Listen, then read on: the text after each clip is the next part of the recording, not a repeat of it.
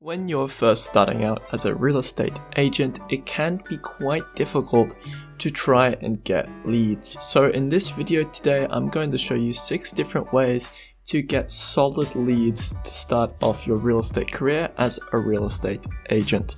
Let's get into it. Hello, my name is Max Monahan. I'm a real estate agent in Portland, Oregon, and let's get right into the first way to generate leads. Before that though, please be sure to like the video if you're enjoying it so far, it does really mean a lot. And definitely be sure to subscribe as well if you enjoy personal finance and real estate related content. Anyway, let's get on to the first way. Number 1 is friends and family. It's very tempting to try and avoid bothering your friends and family when you get into real estate, but they can easily be the source of some of your early listings.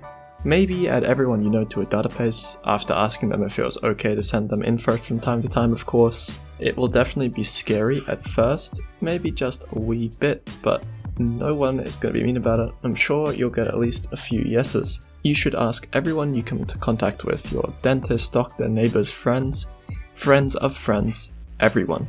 Number 2 is FSBOs and Expireds.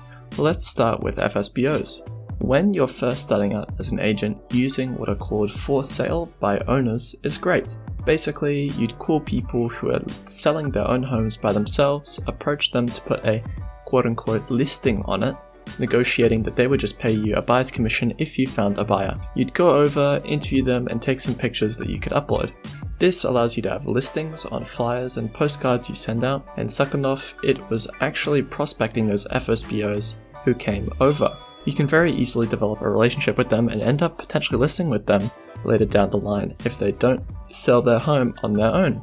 Next is expireds. With expired listings, you're just contacting people who have had their listing expire for one reason or another.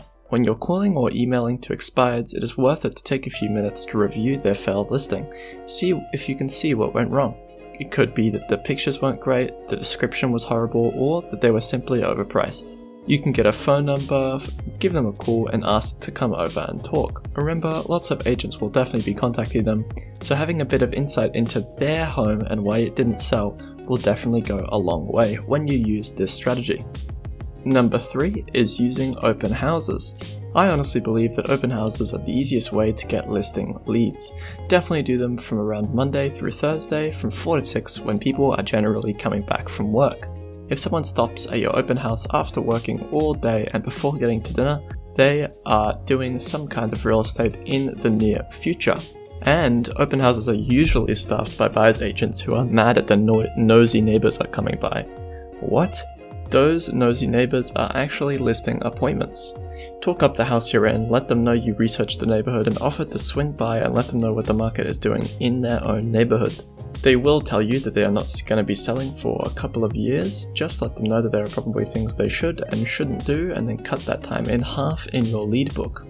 They are selling in under a year with or without you. Keep in touch with these listing leads. Now you can still do open houses even during this quarantine time. Just make sure you're respecting social distancing and definitely be sure to wear a mask. Number 4 is networking. Sitting down and just talking with people is going to be a great way of finding listing leads. That said, you want to be very targeted in who you are networking with. Here are a few people that could help your listings get off the ground fast. Realtors.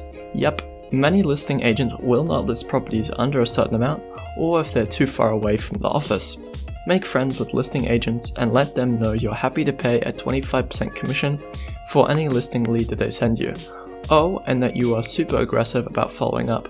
You can do this via the internet, emails, text calls, etc. And second, people who work for sellers, think handymen, landscapers, painters, etc. These people are the first to know when someone starts to spruce up their house to get ready to sell. Now, number 5 is referrals. Most people are not great at selling, so you need to make sure to make it super easy for friends and family to refer you out. I recommend only using business cards with your picture or logo on the front and then a referred by link on the back.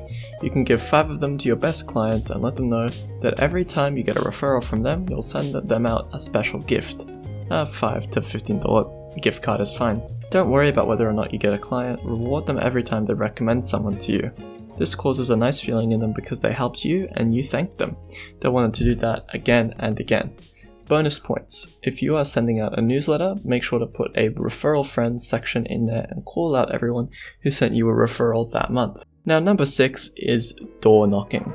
Personally, I am not a huge fan of talk to random people, but door knocking in your farming neighborhood is a great idea. You can get to know potential clients, ask them if they'd like monthly updates, and generally make friends with the homeowners. That said, I do think you should have something to give them. I feel the best is a sheet with a list of local tradespeople, the schools, and emergency numbers, and your contact information in case they need a great real estate agent in the future. Definitely be sure to do it on coloured paper and laminate it. Laminating something increases its value so much that they'll probably not want to throw it away. You can definitely still do social distancing with this one, just respect people's space, step way back, and leave your sheet on the doorstep. Some people are feeling super isolated right now and will definitely appreciate seeing someone, and some other people will not want to talk or even open their doors, and that is more than okay too. And that's it. Thank you all so much for watching. I hope you enjoyed learning about a few ways to get clients as a new real estate agent. Please don't forget to like the video if you liked it. It does take quite a bit of time to make each of these videos, and definitely be sure to subscribe for 2 videos a week on both real estate and personal finance related content. And now, until next time, see ya.